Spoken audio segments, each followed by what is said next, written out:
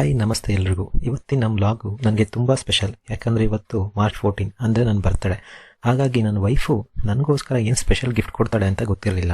ಹಾಗಾಗಿ ನನ್ನ wife special gift ಕೊಡ್ತೀನಿ ಅಂತ ನನ್ನನ್ನು ಹೊರಗಡೆ ಕರ್ಕೊಂಡು ಹೋದ್ಲು. ಇದೇನು ಹೊರಗಡೆ ಕರ್ಕೊಂಡ್ಬರ್ತಿದ್ದಾಳ ಅಂತ ನಾನು ಕ್ಯೂರಿಯಾಸಿಟಿಯಾಗಿ ಹೋದೆ. ಹೊರಗಡೆ ಹೋಗಿ ನೋಡಿದ್ರೆ ಸೈಕಲ್ಲು. ಯಾಕೆಂದರೆ ಇತ್ತೀಚೆಗೆ ವರ್ಕ್ ಪ್ರೆಷರಿಂದ ಎಲ್ಲೂ ಎಕ್ಸರ್ಸೈಸ್ ಮಾಡೋಕ್ಕಾಗ್ತಿರ್ಲಿಲ್ಲ. ಅವಳಿಗೆ ಇದನ್ನು ಹೇಳಿದ್ದೆ ಒಂದು ಸಲ, ಅದಕ್ಕೋಸ್ಕರ ಸೈಕಲ್ ಗಿಫ್ಟ್ ಮಾಡಿದ್ದಾಳೆ. ನನಗೆ ಯಾರಾಗಿ ಫೀಲ್ ಆಗೋಕ್ಕಾಗಲ್ಲ, ಬಟ್ ಈ ಸೈಕಲ್ ನೋಡಿ ತುಂಬ ಖುಷಿ ಆಯಿತು.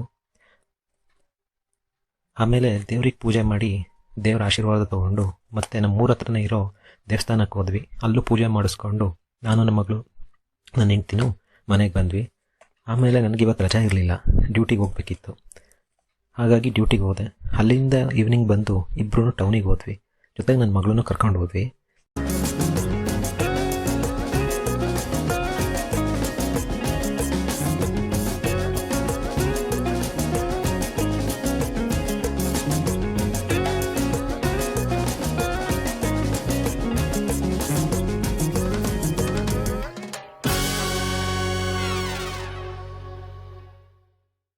ಅಲ್ಲಿ ಚಿಕ್ಕಮಂಗ್ಳೂರಲ್ಲಿ ಯಾವುದೋ ಒಂದು ಗೌರ್ಮೆಂಟ್ ಕಡೆಯಿಂದ ಫಂಕ್ಷನ್ ನಡೀತಾ ಇತ್ತು.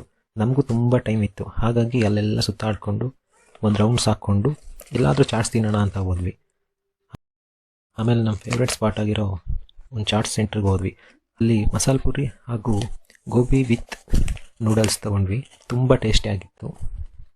ನಮ್ಮ ಮಗಳೂ ಇಷ್ಟಪಟ್ಟು ತಿಂದು. ಆಮೇಲೆ ಅಲ್ಲೇ ಸುಮಾರು ಟೈಮ್ ಪಾಸ್ ಮಾಡಿಕೊಂಡು ಆಮೇಲೆ ಹೊರಗಡೆ ಹೋಗೋಣ ಅಂತಂದ್ವಿ. ಆಮೇಲೆ ನನ್ನ ಮಗಳು ಅಲ್ಲಿಟ್ಟಿದ್ದ ಐಸ್ ಕ್ರೀಮ್ ನೋಡ್ಬಿಟ್ಟು ನನಗೂ ಐಸ್ ಕ್ಯಾಂಡಿ ಬೇಕು ಅವಳು. ಹಾಗಾಗಿ ಅವಳಿಗೆ ಐಸ್ ಕ್ಯಾಂಡಿ ಕೊಡಿಸಿ ಅಲ್ಲೇ ತಿನ್ನಿಸ್ಕೊಂಡು ಆಮೇಲೆ ಎಗ್ ರೈಸ್ ವಿತ್ ಕಬಾಬ್ ಜೊತೆ ನಮ್ಮ ಈ ಬರ್ತ್ಡೇ ಪಾರ್ಟಿನ ಮುಗಿಸಿದ್ವಿ.